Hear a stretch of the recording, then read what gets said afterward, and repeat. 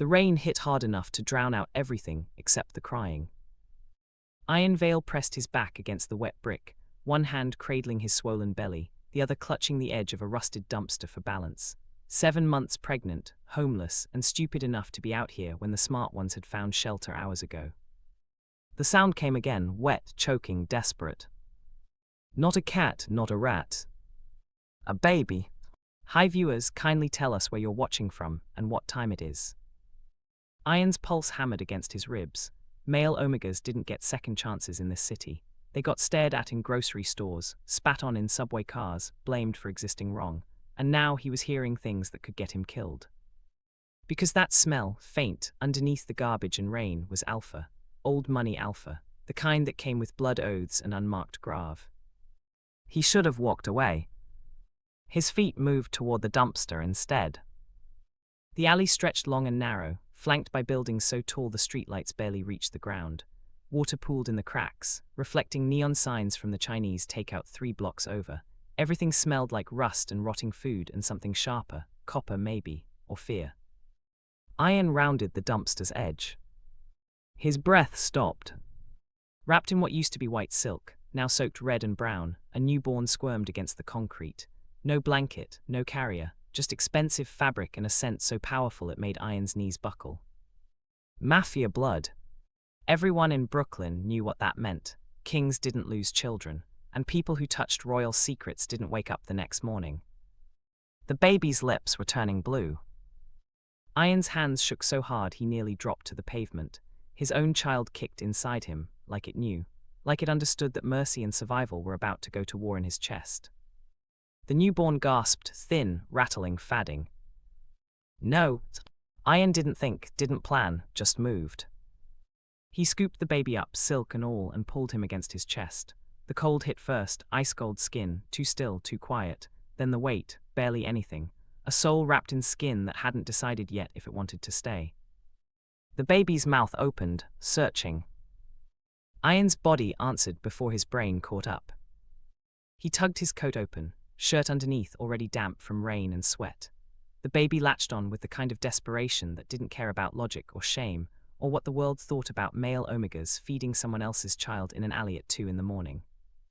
Warmth spread through Iron's chest, not comfort, not relief, just the cold, brutal truth that he'd just made a choice he couldn't undo. The baby's breathing steadied, his color shifted from blue to pale pink. Iron exhaled for the first time in 30 seconds. Then he heard the footsteps. Slow, deliberate, boots on wet pavement. Someone had been watching. What would you have done, saved a life or saved yourself? Iron froze. The footsteps stopped just outside the alley's entrance, close enough to hear, too far to see clearly. He pressed the baby tighter to his chest, one hand curling protectively over the tiny head. His back screamed from the awkward angle, his belly heavy and unbalanced, but he didn't move, didn't breathe loud enough to echo. The figure didn't step forward. Just stood there, waiting. Iron's mind spun through options. Run where, fight with what, scream, and bring more attention to the Mafia baby currently nursing against his ribs. The smart answer sat right there in his hands. Leave the baby, walk away, pretend this never happened. It was the only answer that made sense. The only one that didn't end with him dead in a gutter or worse, disappeared, the kind of gone where no one even bothered to ask questions. Omegas like him were disposable, always had been. The baby made a soft sound against his chest, not crying, just breathing, living. Iron looked down. The newborn's eyes hadn't opened yet, but his tiny fist had curled around the edge of Iron's shirt, holding on, trusting. Something cracked inside Iron's chest. He'd spent 7 months carrying a child no one wanted. His own pack had thrown him out when they found out, called him unnatural, disgusting, said male Omegas who got pregnant deserved whatever happened to them. He'd believed them for a while. But this wasn't about him. This was a baby who'd been thrown away like trash, left to die alone in the rain because someone decided his life wasn't worth the inconvenience. The footsteps outside the alley shifted, boots scuffing concrete. Then silence. Whoever it was had left, or moved, or circled around. Iron forced himself to focus. The baby's breathing had evened out, but his skin still felt too cool. He needed warmth, food, shelter, things Iren didn't have. But there was a church 6 blocks east, St. Anthony's. They didn't ask questions after midnight. Iren started to stand, slowly, carefully, every muscle in his body protesting. His belly threw off his balance, and he had to catch himself against the dumpster with his free hand. The baby stirred but didn't cry. Good, quiet was good. Iren adjusted the silk around the newborn's body, tucking it tighter to keep the rain off. His fingers brushed something hard underneath the fabric. A pin, small, gold, engraved. He angled it toward the faint light from the street. A serpent eating its own tail, the mark of the Draven family. Iren's stomach dropped. Not just Mafia, the family that ran Brooklyn, Queens, half of Manhattan, the ones even cops didn't cross. This wasn't some low-level enforcer's kid. This was royalty. And Iren had just fed him. His hands started shaking again. The baby made another soft sound, and Iren forced himself to breathe. In, out, in. He could still leave him at the church, drop him off, walk away. No one would know. Except Iren looked down at the tiny face pressed against his chest, at the way the baby's fingers still gripped his shirt, and he knew he'd already made the choice that mattered. The moment he'd picked this child up, the moment he'd given him warmth and milk and a chance to live, he'd crossed a line he couldn't uncross. The baby's lips were pink now, his breathing steady. He was alive because Iren had refused to walk away. That had to mean something. Iren pulled his coat closed over both of them and started toward the mouth of the alley. One step, then another. His legs ached and his back screamed and his belly felt like it might split open, but he kept moving. He reached the streetlight. And that's when he saw them. 3 figures standing across the road, still, silent, watching. Iren's heart slammed against his ribs. One of them raised a phone. The flash went off. Would you risk everything for someone you just met, or is survival always the smarter choice? The flash burned into Iren's vision, leaving purple spots floating in the dark. He stumbled backward, nearly tripping over a broken pallet. The baby whimpered and Iren pressed him closer, shielding his face with one hand. His pulse roared in his ears, louder than the rain, louder than the city's hum.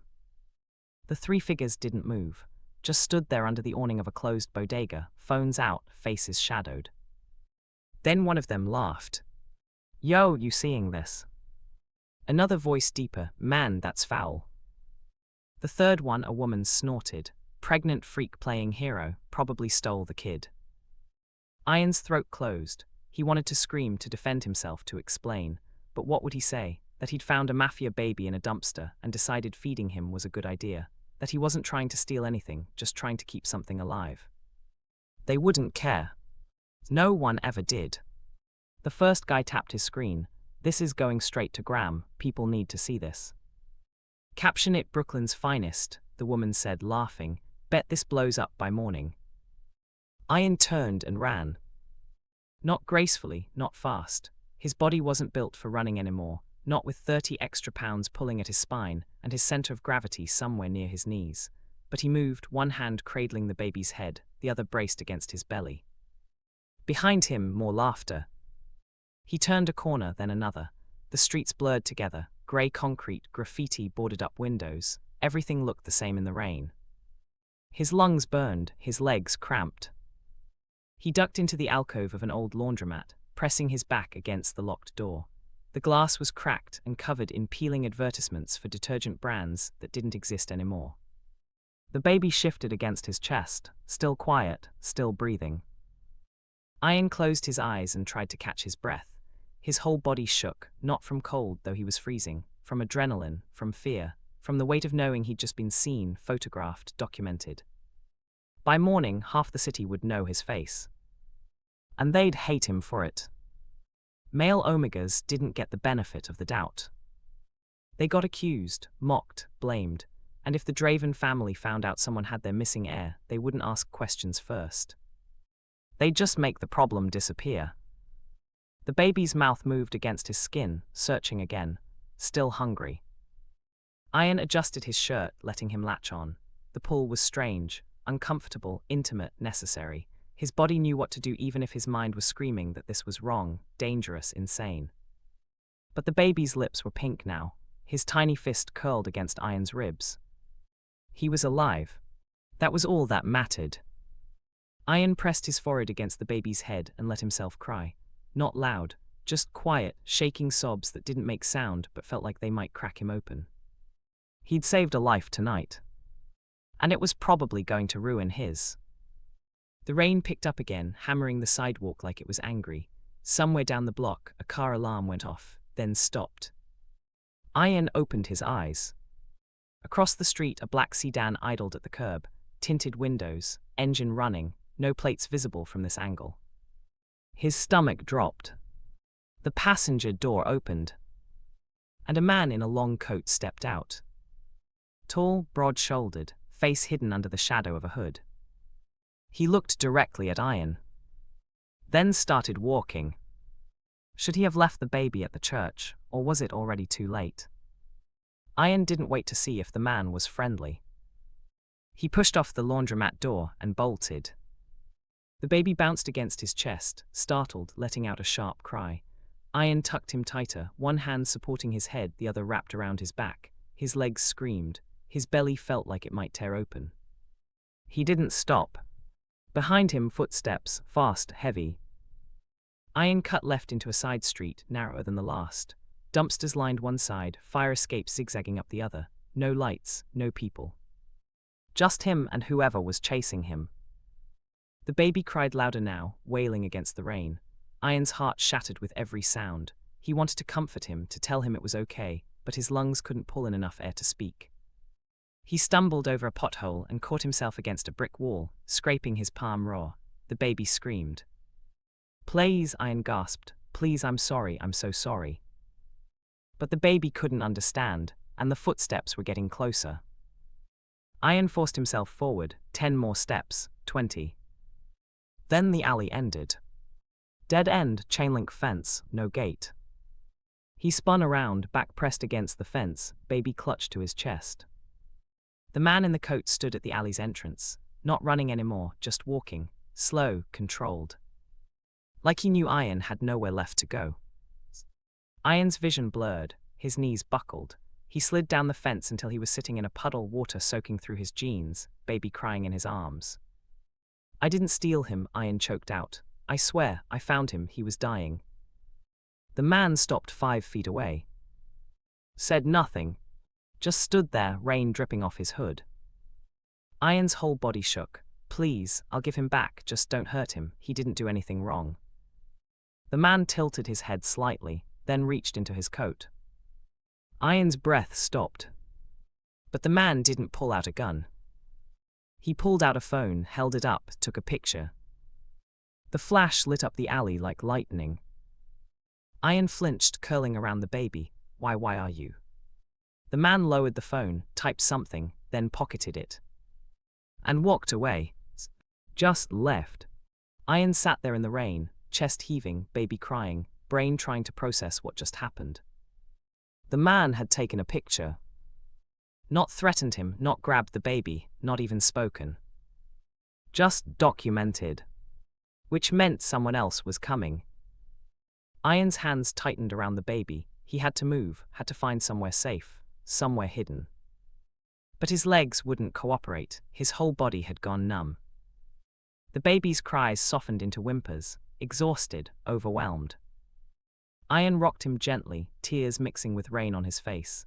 "I'm sorry, I'm so sorry, I thought I could help you." His phone buzzed in his pocket. He froze.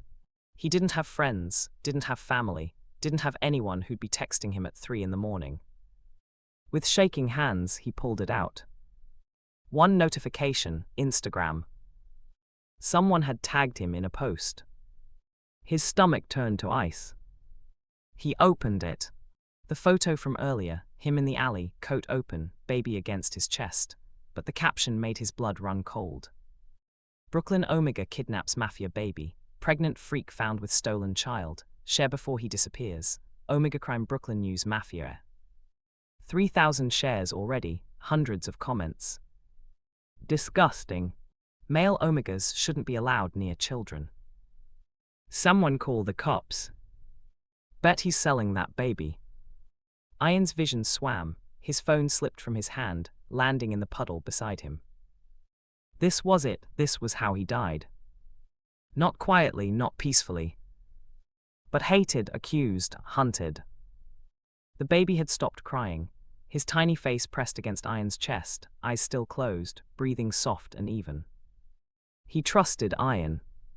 And Iron had just destroyed both their lives. Somewhere in the distance, a car door slammed. Then another. Footsteps, multiple. Iron looked up. At the mouth of the alley, silhouettes appeared, 3, 4, 5. All moving toward him. But these weren't random strangers with phones. These were men in suits, clean-cut, organized. And they weren't here to help. What happens when the world decides you're guilty, before you can even speak? The men moved like water, smooth, silent, inevitable. Iron pressed himself harder against the fence, metal biting into his spine. The baby stirred but didn't wake. His tiny hand curled against Iron's shirt, fingers barely bigger than matchsticks. The lead man stopped 10 feet away. Expensive shoes, tailored coat, face sharp enough to cut. He didn't pull a weapon, didn't need to. Iron Vale, he said, not a question. Iron's throat closed, they knew his name, they knew who he was. Which meant they'd been looking. I didn't, Iron started, but his voice cracked. He tried again. I found him in the dumpster, he was dying. The man's expression didn't change. Stand up. Iron's legs refused. Please, I wasn't trying to.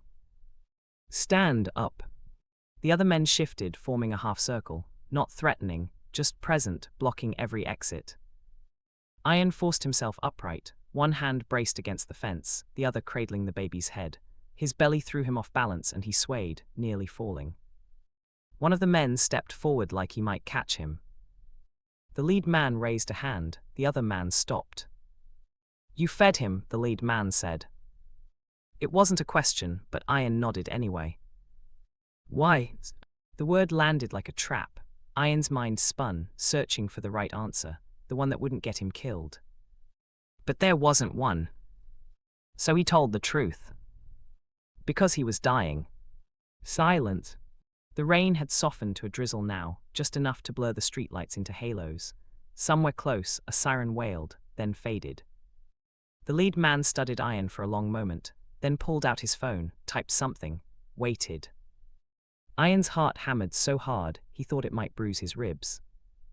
The phone buzzed, the man read the message, his jaw tightened. Then he looked at Iron, really looked not at the baby, not at the mess of his coat and belly and tear-streaked face. At him. Stay here, the man said. What? But the man was already walking away. The others followed, falling into formation like soldiers. Iron stood there, baby in his arms, brain short-circuiting. Stay here. That was it, no explanation, no threat, just an order. And Iron was too terrified to do anything but obey. Minutes passed, or hours, time didn't make sense anymore. The baby shifted, making soft sounds, not crying, just existing, trusting that Iron would keep him safe. Iron's chest ached. He'd ruined this. Whatever chance this baby had at a real life, Iron had destroyed it by being seen, by being photographed, by being stupid enough to think mercy mattered more than survival. The sound of an engine cut through the rain. Different from before, heavier, more powerful. Iron looked toward the alley's entrance. A black SUV pulled up to the curb. No plates, tinted windows so dark they looked like obsidian. The back door opened. And a man stepped out. Tall, broader than the others, coat tailored so perfectly it looked like armor. But it was his face that made Iron's breath stop. Sharp cheekbones, dark eyes that looked like they could see through skin, a scar cutting from his left temple to his jaw. Alpha scent rolled off him in waves, old, powerful, undeniable. This wasn't an enforcer. This was the king. Kale Draven. Every instinct in Iron's body screamed run.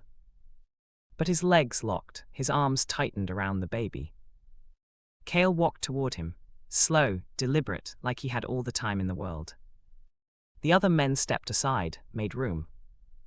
Kale stopped 3 feet away. Close enough that Iron could see the gold flecks in his eyes. Close enough to smell rain and gunpowder, and something else, grief maybe, or rage. Iron couldn't breathe, couldn't think. Kale's gaze dropped to the baby in Iron's arms. Something shifted in his expression, not softness, but recognition. His jaw tightened, his hands curled into fists at his sides. Then he looked at Iron.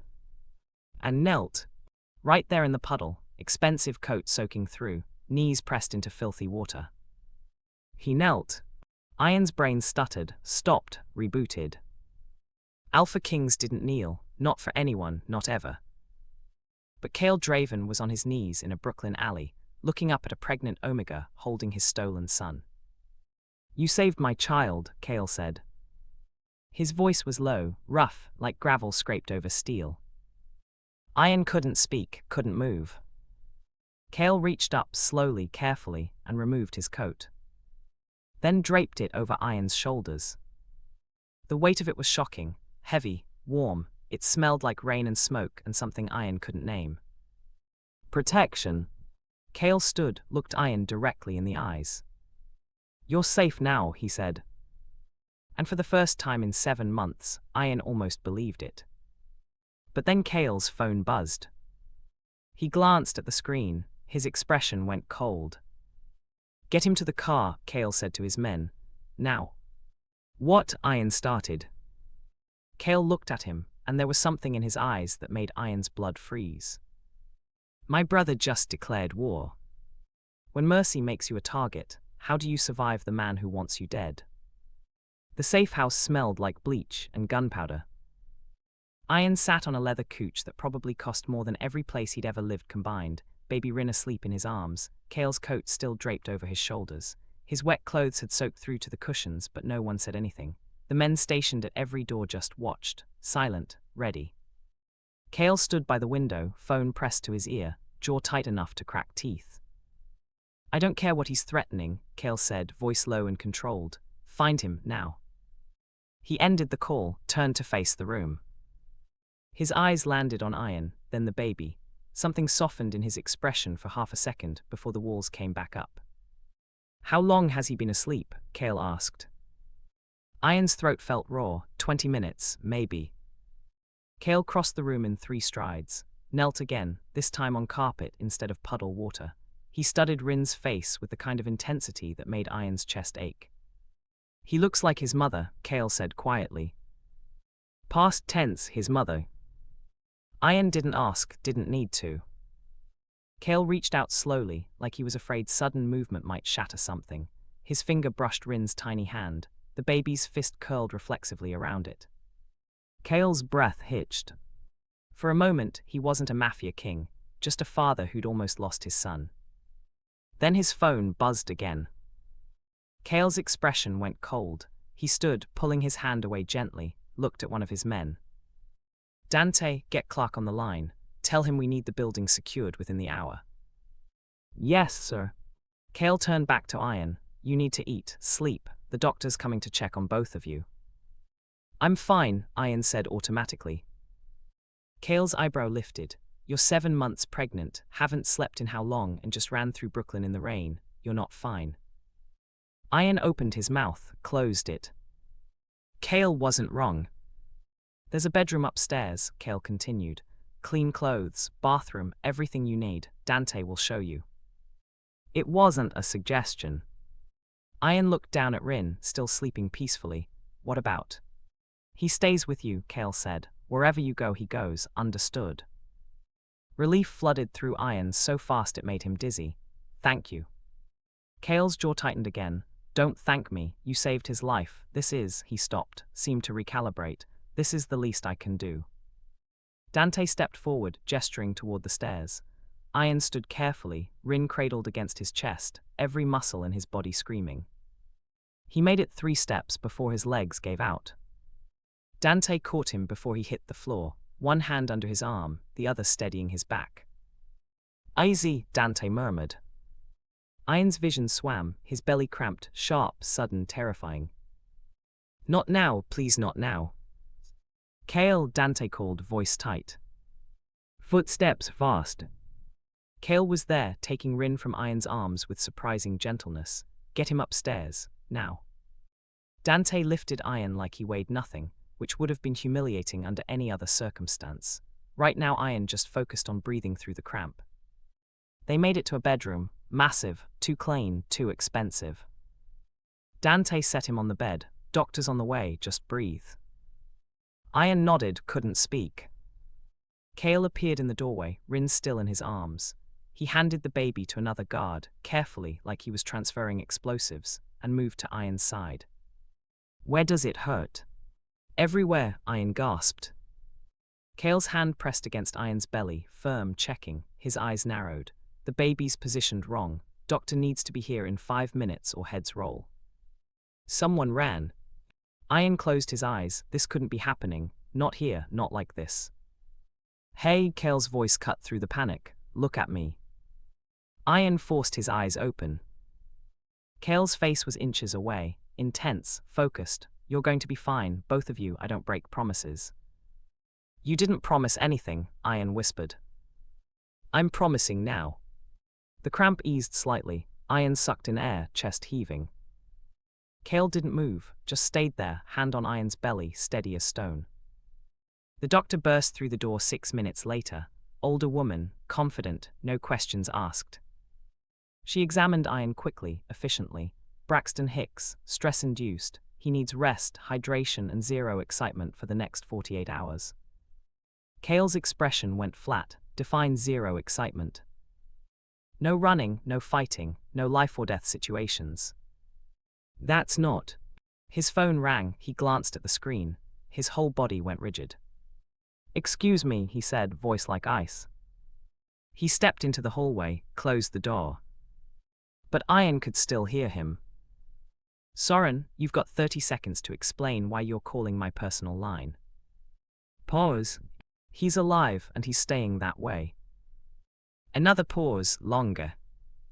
You touch him, you touch anyone in this building, and I will burn every safe house you own, every account, every ally. You'll have nothing left but the hole I bury you in. Silence. Then Kale's voice dropped lower, colder. This isn't a negotiation, it's a warning. Stay away from what's mine. The call ended. Iron stared at the ceiling, heart pounding. What's mine?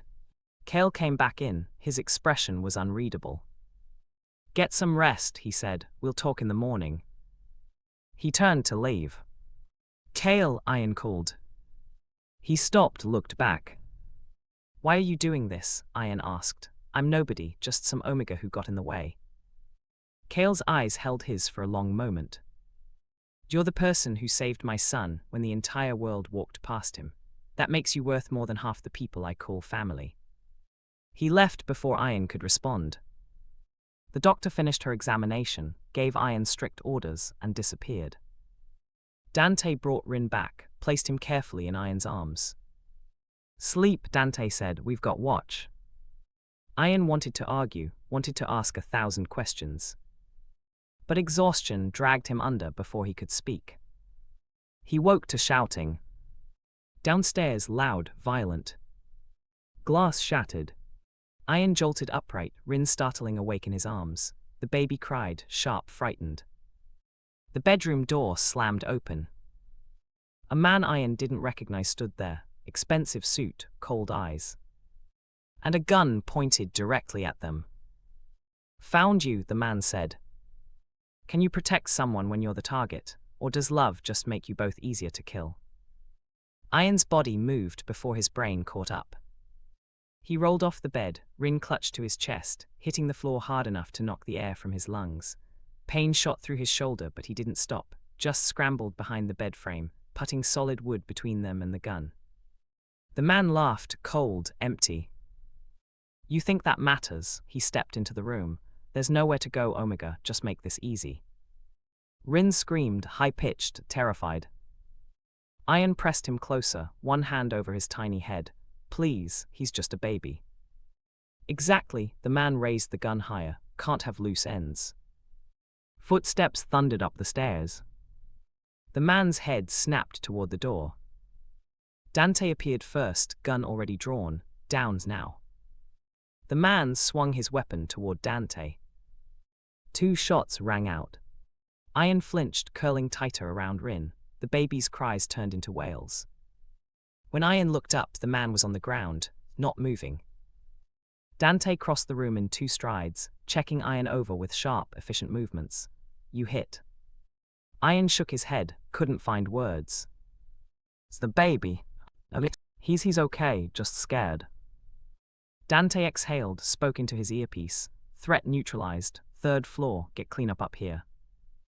Maury footsteps. Kale burst through the door, gun in hand, eyes wild. He saw Iren on the floor, saw Rin crying in his arms, and something in his expression cracked. "Are you hurt?" Kale demanded. "No, we're fine." Kale holstered his weapon, crossed to them, dropped to one knee and reached out, stopped himself just before touching Iren's face. "I'm sorry," Kale said, low, raw. "This shouldn't have happened. He shouldn't have gotten close." "It's not your fault," Iren whispered. "It is." Kale's hands curled into fists. "This is my world, my war, and you're caught in it because I wasn't careful enough." Iren shifted Rin, trying to calm him. The baby's cries had softened to whimpers, but his tiny body still shook. "Who was he?" Iren asked. "Soren's man." Kale's jaw tightened. "Won't be the last." The weight of those words settled over the room like ash. Iren looked at Rin, this tiny, helpless life, and felt something harden in his chest. "Then what do we do?" Kale met his eyes. "We end this, tonight." 4 hours later, Iren sat in a different safe house. Bigger, more secure, armed guards at every entrance. Rin slept in a proper crib now, something Kale's people had produced within 20 minutes. Bulletproof glass in every window, reinforced doors, state-of-the-art security system. A fortress, but Iren still couldn't breathe right. He sat on the edge of a too-soft bed, hands shaking, trying to process what had just happened.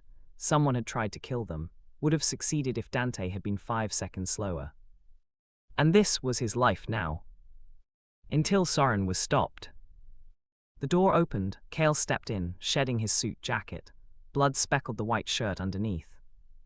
Iren's stomach turned. "Are you?" "Not mine," Kale said flatly. He moved to the adjoining bathroom, turned on the sink. Water ran. He scrubbed his hands methodically, watching the red swirl down the drain. Iren looked away. Kale came back out, sleeves rolled to his elbows. Sat in the chair across from the bed, not close enough to crowd, but close enough to talk quietly. "Soren leaked your location to his network," Kale said. "Posted a bounty, $500,000 for you, another half for Rin." Ice flooded Iren's veins. "What?" "He's calling it justice, says you kidnapped his nephew, that I've lost my mind protecting a criminal Omega." Kale's expression went cold. "He's turned this into a public execution order." Iren's hands wouldn't stop shaking. "Then why am I still here? Just give me money, fake IDs, and I'll disappear. You don't need this." "That's not happening." "Kale." "No," his voice left no room for argument. "You saved my son. You think I'm going to throw you to predators because my brother's playing king? People are going to die because of me." "People die every day in my world. That's not new." Kale leaned forward, elbows on his knees. "What's new is someone having the guts to do the right thing when it costs them everything. I'm not letting that go unrewarded." Iren's chest ached. "This isn't a reward, it's a target." "Then we remove the target." Kale pulled out his phone, showed Iren the screen. A live feed, security footage from somewhere dark, industrial. A man sat tied to a chair in the center, bloodied, beaten, but still conscious. Soren Draven. Iren's breath caught. "When?" 2 hours ago, my people found him in Queens. He's been persuasive." Kale's smile didn't reach his eyes. "Gave up every account, every ally, every safe house. He's got nothing left." "So it's over." Kale's expression shifted, hardened. "Not yet." He stood, looked down at Iren. "I need to finish this. Make sure he understands what happens when you threaten my family." "Family?" The word hit Iren square in the chest. "I'll be back before morning," Kale continued. "Dante's in charge. You need anything, he'll handle it." Iren nodded, couldn't find words. Kale moved toward the door, stopped, looked back. "Thank you," he said quietly, "for everything." Then he left. Iren sat in silence, staring at the spot where Kale had been standing. His phone buzzed. He pulled it out, expecting another horrible message, another death threat. Instead, it was a notification, Instagram.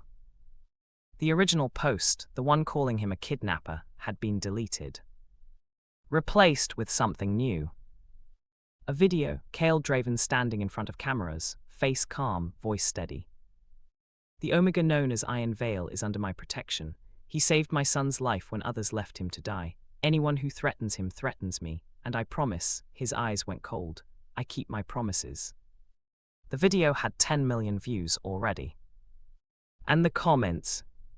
Holy, Kale Draven just claimed an Omega publicly. That's unprecedented. Respect. This changes everything. Iron's hands shook so hard he nearly dropped the phone. Kale had just painted a target on himself to protect Iron. Which meant either this ended tonight, or it never ended at all. When the most dangerous man alive stakes his reputation on you, do you become untouchable, or does the whole world come for your head? The call came at 4 a.m. Iron jerked awake, heart slamming, hand instinctively reaching for Rin. The baby slept peacefully in his crib, chest rising and falling in perfect rhythm. Dante stood in the doorway, phone in hand, expression grim. It's done. 2 words, that's all it took. Iron sat up slowly, done how? Kale's handling it, but Dante hesitated. You should see this. He held out the phone. Another live feed, same location as before. But now Soren was standing, untied. Kale stood 10 feet away, arms crossed, 2 guards flanking him. You had a choice, Kale said, voice carrying through the speaker. Loyalty, honor, family, you chose greed. Soren spat blood. You're weak, protecting an Omega, claiming trash off the street. Father would've. Father's dead, Kale's voice went cold, and he's not here to watch you destroy everything he built. You destroyed it the moment you let that thing touch our bloodline.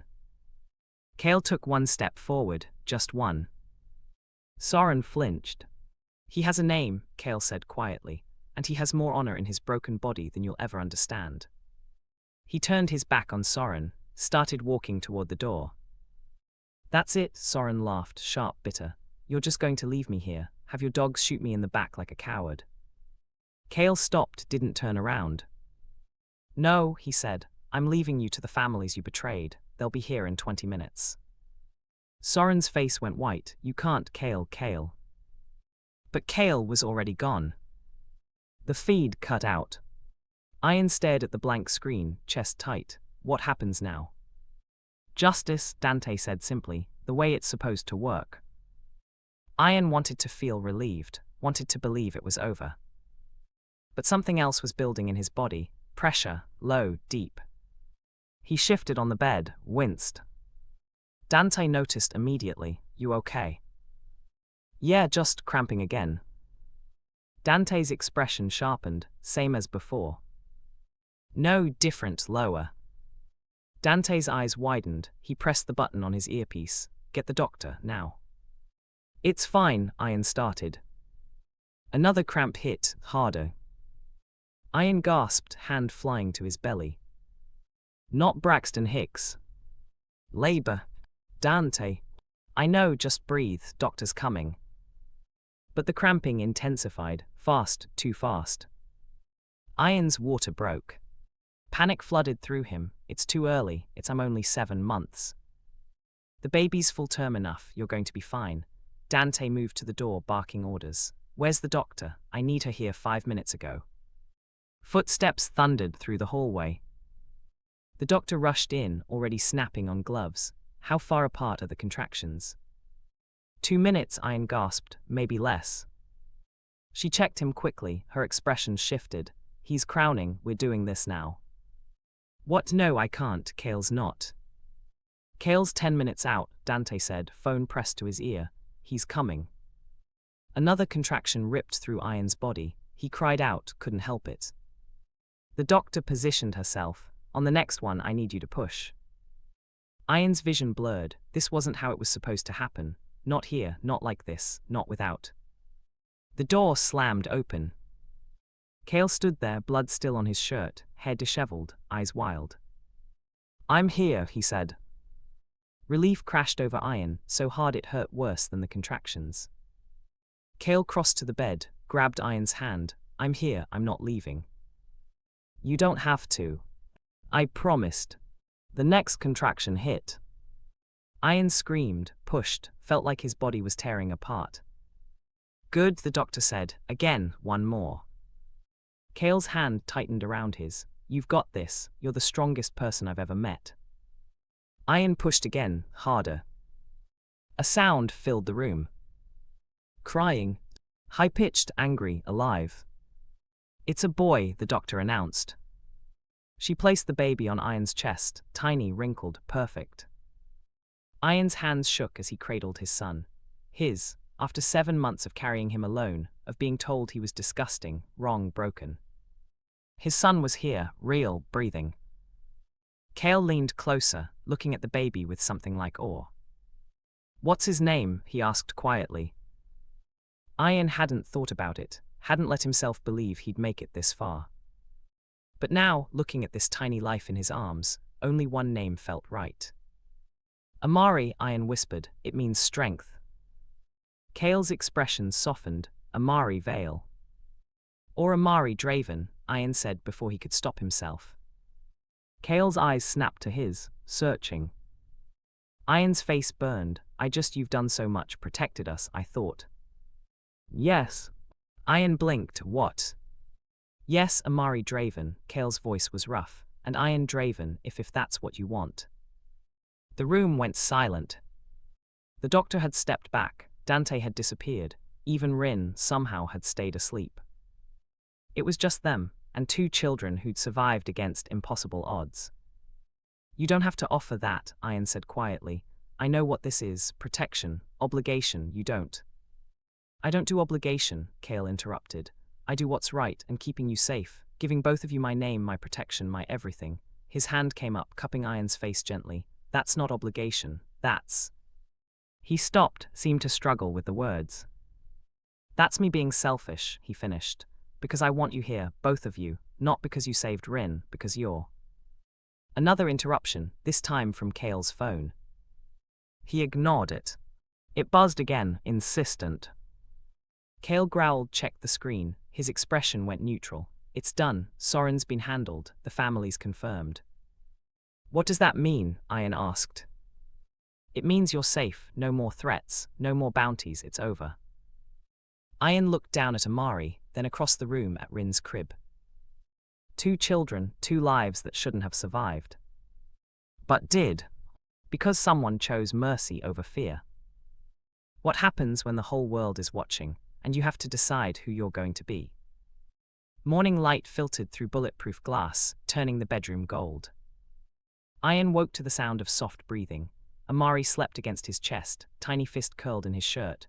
Across the room, Rin stirred in his crib, eyes blinking open, unfocused and curious.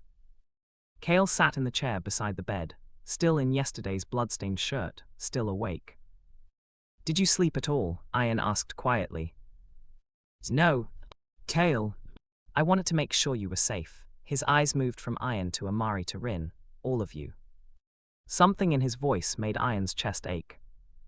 Kale stood, moved to the crib, lifted Rin carefully, cradling him like he might break. Rin made a soft cooing sound, tiny hand reaching up toward Kale's face. Kale smiled, not the cold, controlled expression Iren had seen him wear in public, just real. "He remembers you," Iren said. "He shouldn't, he was barely alive when," Kale's voice caught, "if you hadn't found him." "But I did."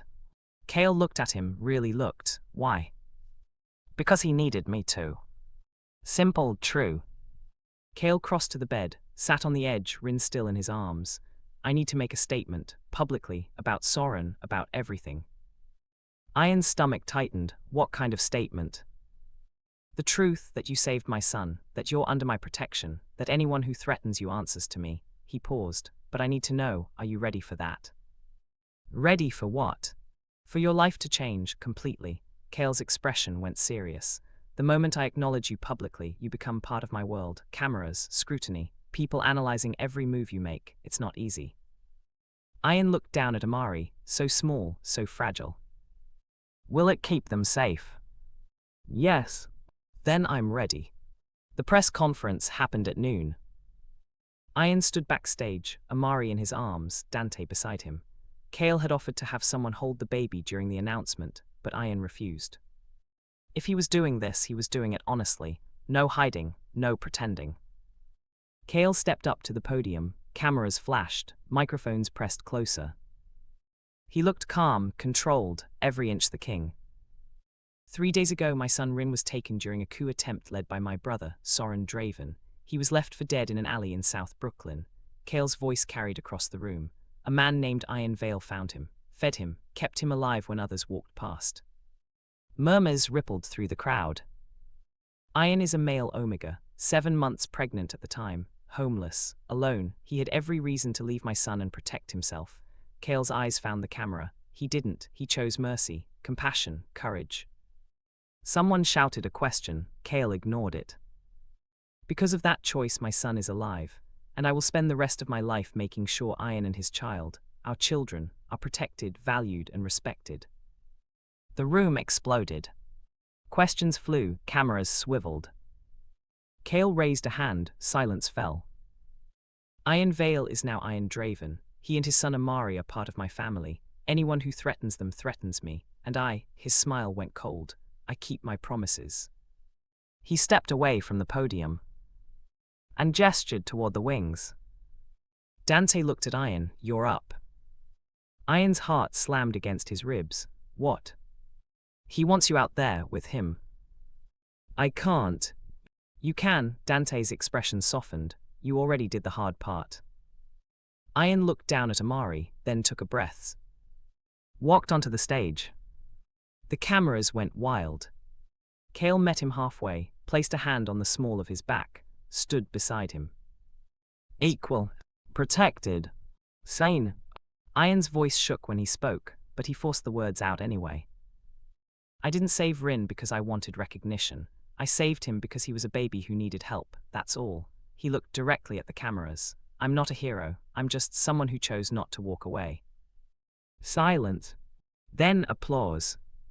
Not from the reporters, from somewhere deeper in the crowd, regular people, watching, listening. And for the first time in his life, Iron felt like maybe, just maybe, mercy had been worth the cost. Kale's hand tightened on his back. Later, after the cameras stopped, after the questions ended, Kale brought Iron and both children to a private room. There's something I need to tell you, Kale said. Iron's stomach dropped. What? Soren's sentencing, the families voted. He's alive, barely, but they exiled him. No money, no power, no name. Kale's jaw tightened. He'll live the rest of his life knowing he lost everything because he chose cruelty over family. Justice, not revenge. Iron exhaled. And there's something else, Kale continued. I spoke to the city council about Omega rights, registration laws, protection policies. His eyes met Iron's. Things are going to change because of you. I didn't do anything. You did everything. Kale stepped closer. You reminded people that power without mercy is just violence, and that matters. Amari stirred in Iron's arms, made a soft sound. Kale smiled, reached out, brushed a finger across the baby's tiny hand. They're going to grow up different, Kale said quietly. Both of them, because you made a choice that night. Iron's throat tightened. I just did what anyone should have done. But most people didn't. Kale's hand moved from Amari to Iron's face. Gentle, careful, you did, and that's why. He stopped, seemed to struggle. Why what? Why I'm asking you to stay, not because you're in danger, not because you owe me, but because, Kale's voice dropped, because I want you here, with me, if that's something you'd ever consider. Iron's heart stopped. Restarted. Kale Draven, Alpha Mafia King, most dangerous man in New York, was asking, not demanding, not commanding. Asking. Yes, Iron whispered. Kale's eyes widened slightly. Yes. Yes, I'll stay. And for the first time in days, Kale smiled, really smiled. Now that the world knows your name, how do you make sure the story doesn't end where it began? 2 years later, the house smelled like cinnamon and chaos. Rin ran through the kitchen, 3 years old now, laughing as Amari toddled after him on unsteady legs. Both boys had Kale's dark hair, but their eyes. Rin had his mother's softness. Amari had Iron's quiet strength. Iron leaned against the counter, watching them, hand resting on his belly. 6 months along now. A girl this time. They'd already picked the name. Zara, it meant princess. Kale walked in from the office, tie loosened, sleeves rolled up. Stress lived in the lines around his eyes, but it softened when he saw his family. "They're going to destroy that cooch," Kale said. "Probably. We just replaced it." "I know," Iron smiled, "but they're happy." Kale crossed the room, wrapped his arms around Iron from behind, careful of his belly, pressed a kiss to his temple. "How are you feeling?" "Tired, hungry, loved." Kale's arms tightened. "Good." They stood like that for a moment, just breathing, existing. The city had changed in 2 years. New laws protected Omegas. Registration was illegal. Discrimination carried real consequences. Shelters received funding. Support systems existed. All because one night, someone chose mercy. Iron still got recognized sometimes. People stared, some smiled, some whispered, but no one spat anymore. No one called him disgusting. The world had learned. Slowly, painfully, but it learned. "I have something for you," Kale said quietly. He pulled back, reached into his pocket, pulled out a small box. Iron's breath caught. "Kale. I know we're already legally bound. I know you're already a Draven." But Kale opened the box. A simple silver band sat inside. "I wanted to ask, properly, the way you deserve."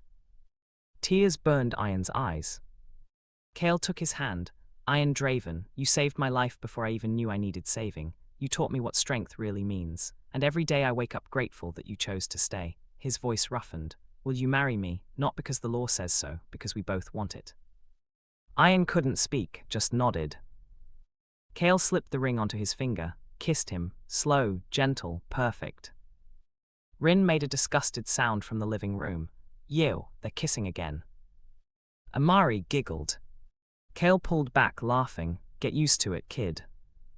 Later that night, after the boys were asleep, after Kale had checked the security system twice and made 3 phone calls about business Iron didn't ask about, they sat together on the balcony. The city stretched out below them, lights, movement, life. "Do you ever regret it?" Iron asked quietly. "Choosing us?" Kale looked at him. "Never, not once. Even though it complicated everything. Especially because of that." Kale's hand found his. "You know what I learned." "What?" "Power means nothing if you don't use it to protect the people who can't protect themselves. And family isn't blood, it's choice." He squeezed Iron's hand. "You chose me, I chose you, that's what matters." Iron leaned his head on Kale's shoulder. "I love you." "I love you too." They sat in silence, comfortable, safe. Inside, both boys slept peacefully. Zara kicked against Iron's ribs, reminding him she was there, waiting, ready to join this strange, beautiful family they'd built from mercy and ashes. And Iron realized this was it. This was what winning looked like. Not revenge, not dominance. Just love, family, a chance to wake up tomorrow and do it all again. Strength isn't cruelty. Power is meaningless without mercy. And sometimes, the person the world discards becomes the reason it survives. Iron had been that person once. Now he was just Iron, father, partner, survivor. And that was enough. Thank you for watching this story of courage, mercy, and redemption.